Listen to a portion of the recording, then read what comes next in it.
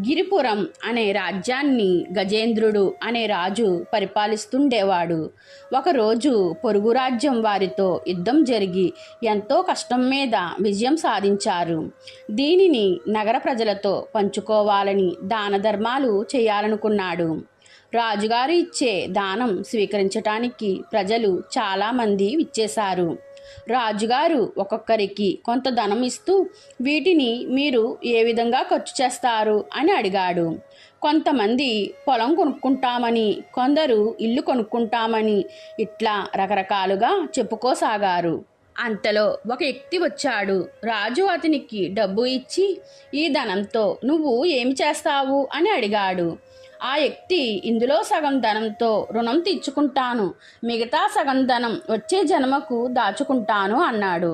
రాజుగారు ఆశ్చర్యపోయి వచ్చే జన్మకు దాచుకుంటావా అన్నారు. దానికి ఆయన నిజమే మహారాజా, రుణానుబంధ రూపేణ పశుపత్ని సుతాలయ అన్నారు పెద్దలు. అంటే భార్యాబిడ్డలను పోషించడం రుణం తీర్చుకోవడం వంటిది. అలాగే ఈ జన్మలో చేసే దానాలు వచ్చే జన్మలో ఫలితం ఇస్తాయి. అందువల్ల వచ్చే జన్మకు దాచుకుంటాను అంటే దానం చేస్తాను అని అర్థం మహారాజా అన్నాడు. రాజుగారు ఎంతో సంతోషించి ఆయనను తన ఆస్థాన పండితుడుగా నియమించుకున్నారు.